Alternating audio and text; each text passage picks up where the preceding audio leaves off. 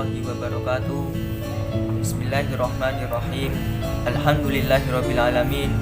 Wa bihi nasta'in ala umuri dunya waddin. Wassalatu wassalamu ala asyrafil anbiya'i wal mursalin Sayyidina Muhammadin wa ala alihi washabihi ajmain. Amma ba'd. Salam berkarya, berbakti, bermanfaat.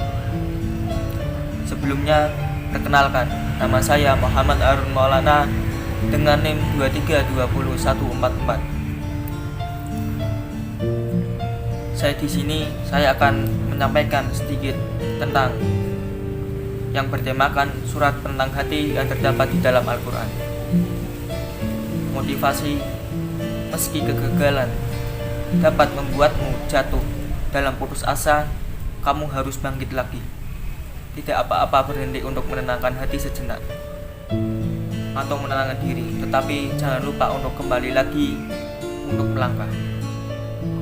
Sebagian orang banyak yang mencari kedamaian hati dan ketenangan jiwa dengan pergi ke tempat yang jauh dari orang banyak, ke tempat yang dianggap bisa menenangkan hati mereka. Di dalam Islam, bahwasanya adalah sudah memberitahukan atau memberikan agar hati kita tenang. Allah Subhanahu wa taala berfirman dalam surat Ar-Ra'd ayat 28. A'udzubillahi minasyaitonir rajim. Bismillahirrahmanirrahim. Alladzina amanu wa tatma'innu qulubihim bidzikrillah. Illa bidzikrillah tatma'innul qulub. Yang artinya orang-orang yang beriman dan hati mereka menjadi tenteram dengan mengingat Allah Subhanahu wa taala. Ingatlah, hanya dengan mengingat Allah Subhanahu wa taala hati menjadi tenteram. Maksud dari ayat tersebut adalah tips Al-Quran untuk menggapai ketenangan hati dan jiwa. Mungkin sudah banyak ustadz yang membicarakan ini, dengan sudah banyak pula orang muslim mengetahui hal ini. Akan tetapi, tahukah mengapa dengan mengingat Allah Subhanahu wa taala ketenangan kita atau hati kita bisa menjadi lebih tenang dengan sebenar-benarnya?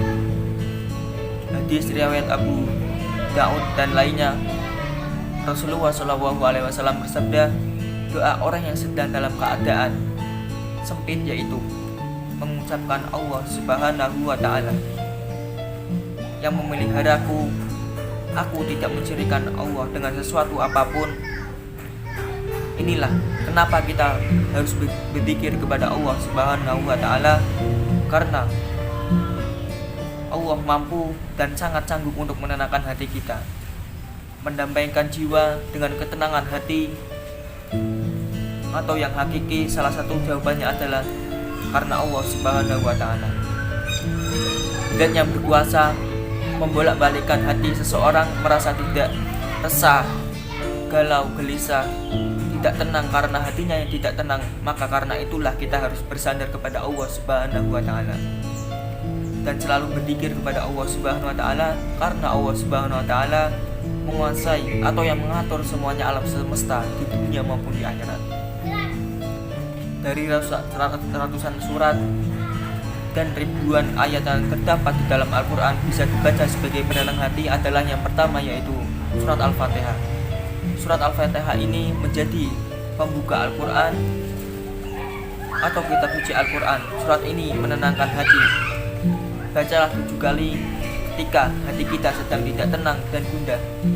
Dengan seizin Allah Subhanahu wa taala, insya Allah surat ini bisa membantu kita hati menjadi tenang dan kembali tenang. Yang kedua yaitu ayat kursi atau surat Al-Baqarah ayat 255. Sebab ayat atau surat tersebut bisa diamalkan sebagai penyembuh, sebagai doa, dan sebagai penenang hati. Allah Subhanahu wa taala akan memeliharakan orang yang membacanya dari seluruh kejahatan.